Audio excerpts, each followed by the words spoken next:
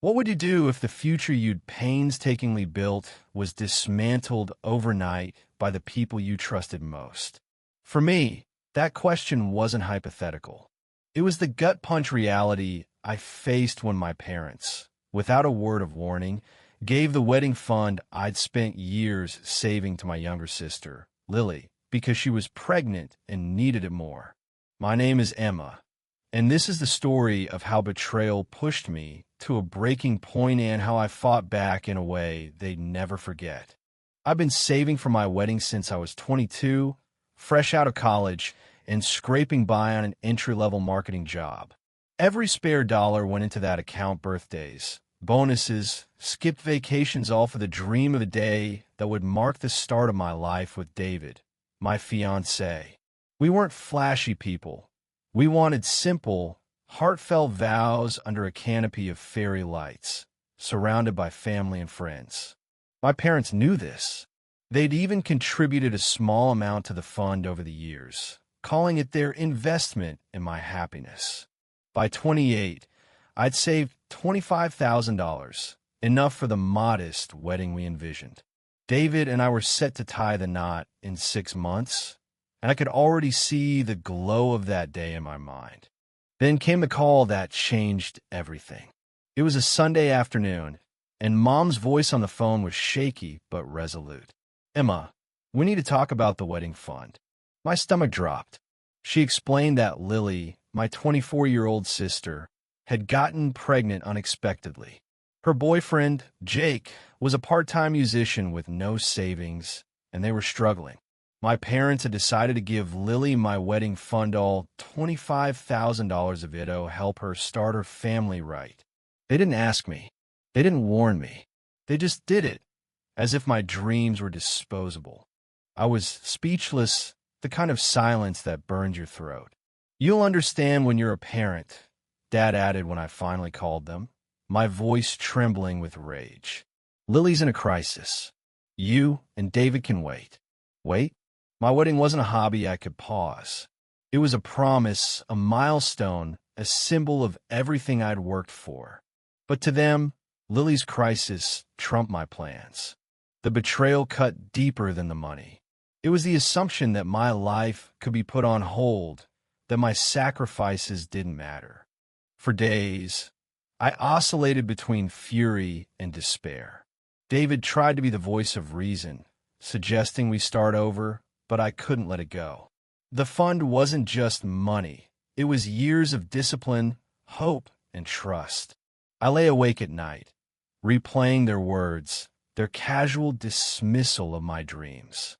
That's when the idea hit minute out of spite, but out of a desperate need to reclaim my voice.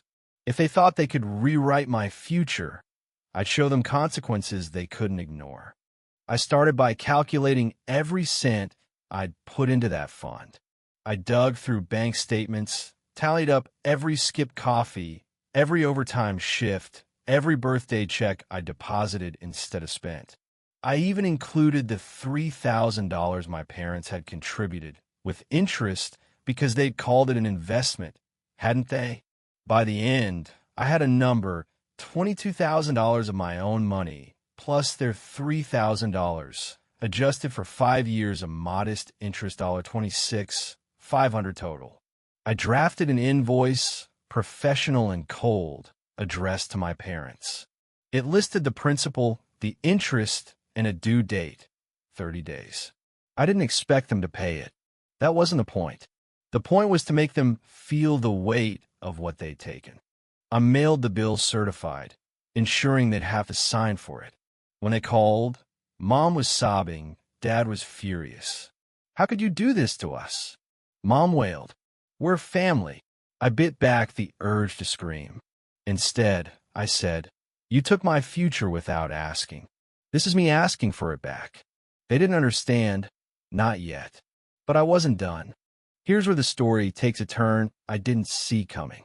A week after I sent the bill, I got a call from Aunt Clara, Mom's older sister. She'd heard about the fallout from Lily, who'd been venting to anyone who'd listen. Clara asked to meet me for coffee, and I braced for a lecture. Instead, She leaned across the table, her eyes sharp with empathy, and said, "I did the same thing to my parents when I was your age." I stared, stunned. Clara, the family's quiet matriarch, had once sent her own parents an invoice for a loan they'd promised but never repaid. "They didn't pay it," she said, "but it forced them to see me. Really see me." She slipped an envelope across the table. Inside was a check for $10,000. "This is for your wedding," she said. "Not a loan, a gift. Don't let them dim your light." Clara's gesture was a lifeline, but it also shifted something in me.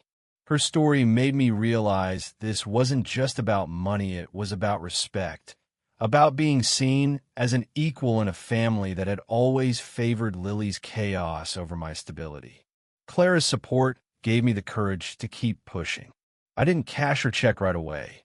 Instead, I used it as a spark to rebuild. I started a crowdfunding page, not for pity, but to share my story. I titled it Reclaiming My Day, and to my surprise, it spread.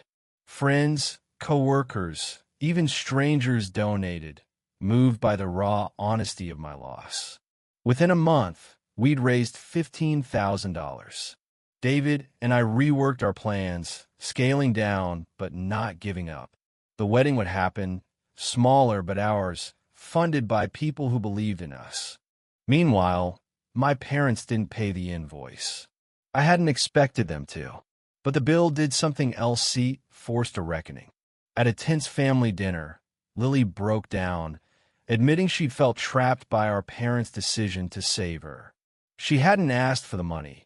They'd insisted, painting her as the helpless one. For the first time, I saw her not as the spoiled sister, but as someone caught in their expectations, just like me. We talked, really talked, and she promised to repay me $5,000 over time, not because I demanded it, but because she wanted to make things right. The wedding was beautiful. We held it in a friend's backyard. With string lights we hung ourselves and a playlist we curated over late-night laughs. Clara gave a toast that left everyone in tears, speaking of resilience and the power of standing up for yourself. My parents came, quieter than usual, their faces a mix of pride and guilt.